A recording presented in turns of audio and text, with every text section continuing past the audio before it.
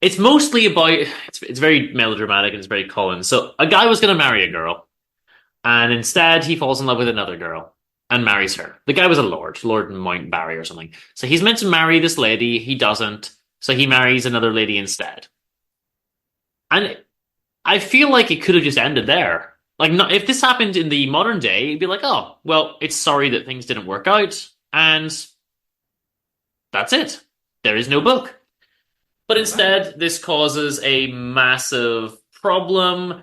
The new wife thinks that the original fiance is her nemesis, her retribution. She thinks like I'm gonna die at her hand, or she's gonna be involved in my demise in some way, and she obsesses over this, and she has this premonition. She even at one point meets the original intended wife and tells her this. And she's like, no, I bear you no ill will because you didn't know he was engaged to me when you married him. And she still insists that, no, well, you might bear me no ill will, but by some twist of fate, you're going to be my demise. Now, you are finding something amusing. What is happening, good sir? Nothing, nothing. Ignore me. I was just looking at future Maupassant that I will 1000% read. The first one sorry, it's just called Dr. Heraclius Gloss. One of the chapters in this is how the doctor discovered that his ape had unworthily deceived him. Okay, I hate when that happens. So, our main character is a lady who turns up at night at a doctor, and the doctor's trying to like close a surgery for the night, and she's like, "No, I have to come in." And he's like, "Why are you here?" And I still don't know why she was there. Like, Okay. she goes to a doctor to say, basically, I have this premonition that my life is going to end because of this woman, and he's like, "Cool, this is nothing to do with me, really." But then he gets involved anyway, and now he makes it his whole thing to investigate what's going on, and I kind of don't know why, but he gets very involved. The husband goes off with his new wife and they go and stay in their big honeymoon all around Europe, but he's very stingy. So rather than staying somewhere nice, he rents some old crumbling palace that is about to be turned into a hotel. And they're like, cool, you can rent it for 2 months before we convert it, basically. And while he's there, he dies. And it becomes a hotel, and it is the haunted hotel. There's a weird thing where basically, if any of his relatives stay in the room he died, room 14, then they will see ghosts and things and have like a terrible night's sleep and fear for their lives.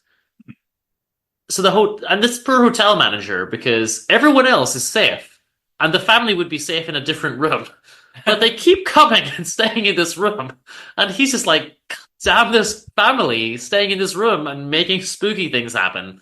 So he changes 14 to 13B, trying to trick them so they won't stay in the room, but they figure it out anyway. And I don't know, this poor guy is just trying to run his business, and then his family keep coming and insisting that they want to stay in room 14. But why do they keep coming back? It's different members. They're just like, we gotta better see what's going on here. And they're like, oh my god, I saw a ghost. And he's like, yeah, I know. Just don't. It's just your family in this one room. It's this very specific Venn diagram that needs to overlap for spooky things to happen. But you make it happen every time. Hmm. I don't know why. I felt very sorry for him.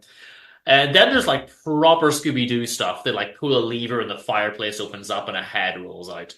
I love And it's the so there's an Italian called Mr. Ferrari. that. And he had been involved in as a courier. What, 130 years ago or Yeah, something? he had been involved in as a courier for the Lord, and he's dead. Then there's some shenanigans that maybe the identities were swapped, and it's him or it's the Lord. I don't want to like spoil too many things, but sometimes the drama is unnecessary, and it's just because of the time setting. So like Mrs. Ferrari goes to the Sorry, I just can't keep a straight face when you say that. Mrs. Ferrari goes to the jilted lady who didn't get married in the end. And she's like, look, I want you to give my husband, who you know very well, a character reference so he can work for your ex-fiance. Is her name like Mrs. Probe or something? Like, But I don't know why this was a big deal. And it was like, well, I don't want my name being associated with him. Like, just give him the reference. But then it's like, well, now that's an ill omen, and now, like, people end up dying over it. Sometimes Wilkie Collins' books are needlessly melodramatic, and all this stuff happens, and in reality, you could just not do any of it. But whatever. the lady's cousin Henry also loves her and wants to marry her. And for some reason, she doesn't want to marry him in the beginning. And he's very devoted to her. And again, I don't like the acts of service thing. But the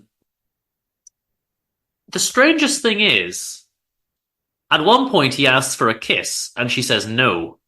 And he's like, but a kiss. This is really clutching at straws here. He says, a kiss would have been my right as a cousin.